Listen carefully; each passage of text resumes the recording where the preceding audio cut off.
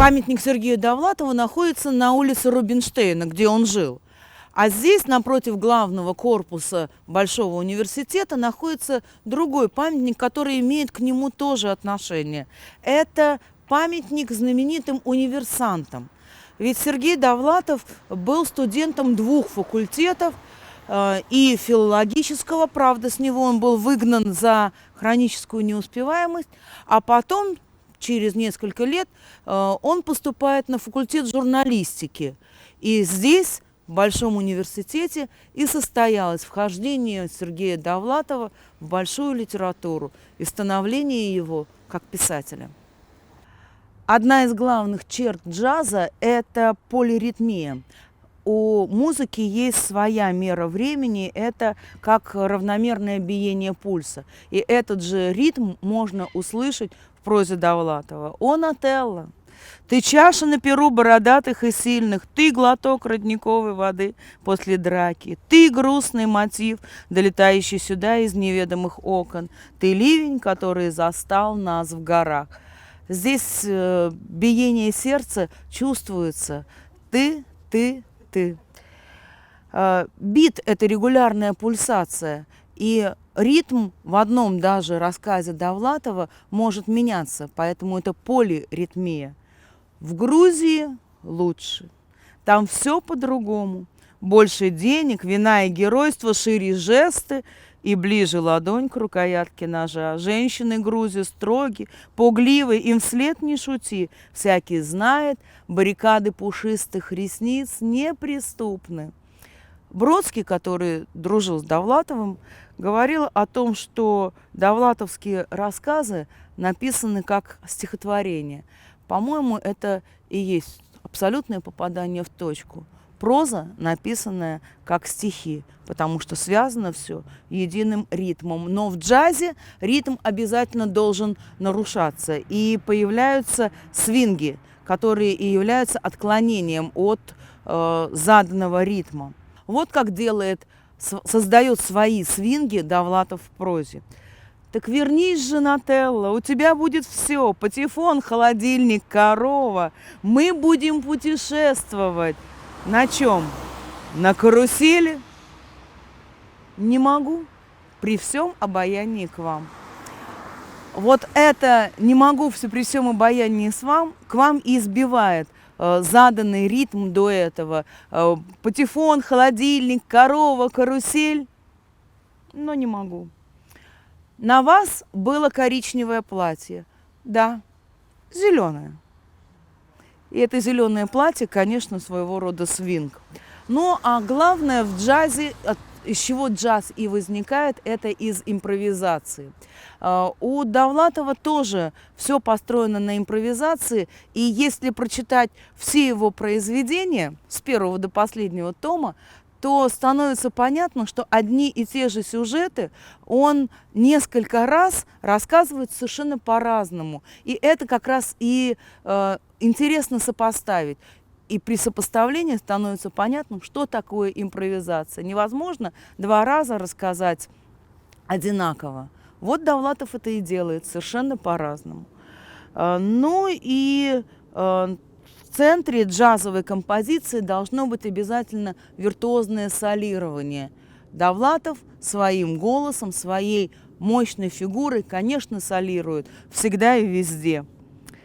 При этом мы действительно верим, что его герой – это он сам, такой же большой и такой же сложный и не всегда счастливый человек. У меня было назначено свидание в 5:30, причем не с женщиной даже, а с Бродским. Далее банкет, звоню, отменяю свидание, банкет игнорирую, мчусь домой, в такси жду. Вот это нагромождение жду, отменяю. Здесь не нужно подлежащее. Это предложение обходится без него. Мы прекрасно понимаем, кто это. Лирический герой, он же Довлатов. Ну, у кого еще может быть назначено свидание с Бродским?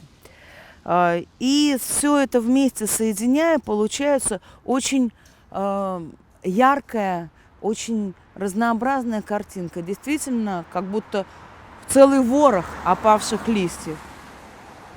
Игорь Николаевич Сухих подобрал очень хороший, очень точный ключик к творчеству Довлатова. Он стиль Довлатова назвал псевдодокументализмом. Когда мы читаем Довлатова, мы верим, что это все описанная реальность.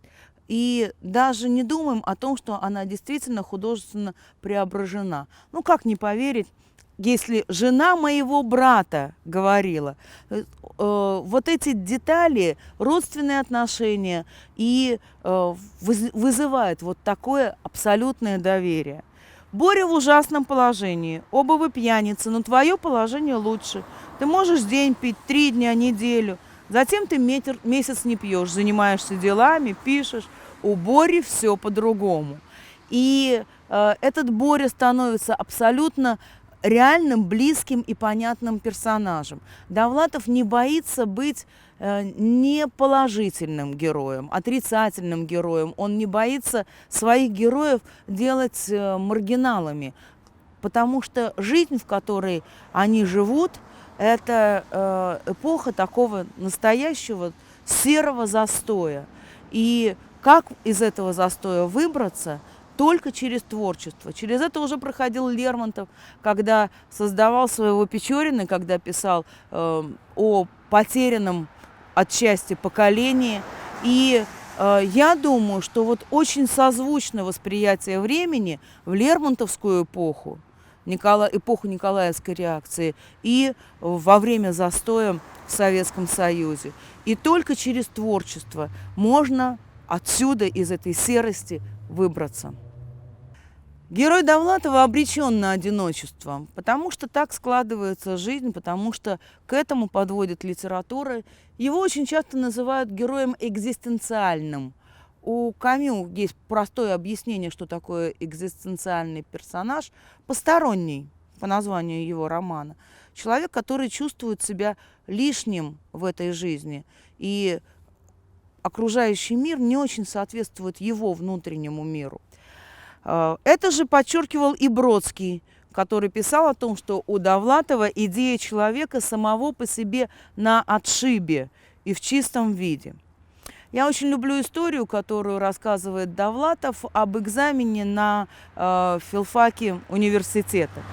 Я был на 3-м курсе ЛГУ, зашел по делу к профессору Мануйлову. Он как раз принимает экзамены. Сидят первокурсники, на доске указана тема. Образ лишнего человека у Пушкина. Первокурсники строчат, я беседую с профессором, и вдруг он спрашивает, сколько необходимо времени, чтобы раскрыть эту тему.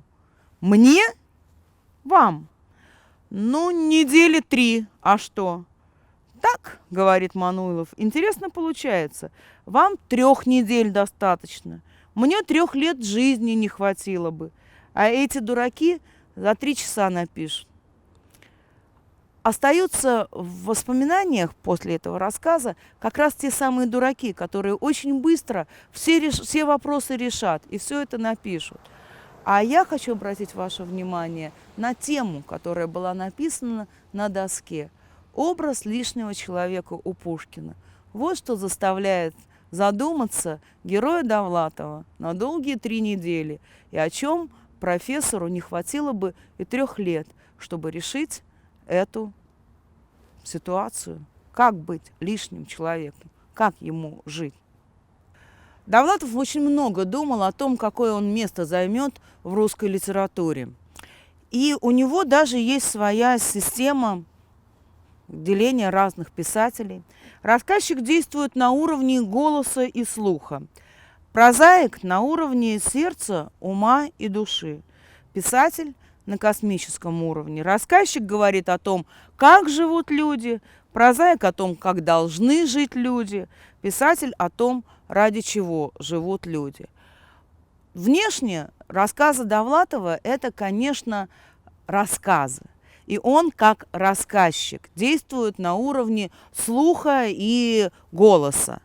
Его рассказы воспринимаются как байки, забавные истории, анекдоты, иногда грустные. Но когда мы читаем, мы понимаем, что его проза, и он здесь как прозаик, проникает в наше сердце и ум. А когда мы закрываем, томик Довлатова, мы понимаем, что перед нами большой писатель, который заставил нас задуматься не только о том, как живут люди, но и ради чего живут люди и в каком мире. У Довлатова были свои любимые джазовые исполнители, а для меня его творчество ассоциируется с песней Луи Армстронга, ну, самый, наверное, его известный «Let My People Go». И это на самом деле песня не Армстронга, это гимн американских рабов середины XIX века и времен Гражданской войны. Это своего рода призыв к свободе, потому что в основе лежит ветхозаветная история, когда Моисей выводил свой народ из Египта, из египетского рабства. И слова там как раз и есть призыв к абсолютной свободе. Когда я читаю Довлатова, мне кажется, что это и есть слова свободного человека в мире абсолютно несвободном, в мире застойном, в мире сером, в мире таком болотистом. И он, как Моисей, ведет своего читателя из этого мира в мир более светлый и более радостный. И как солирует Луи Армстронг, так же солирует и Сергей Довлатов.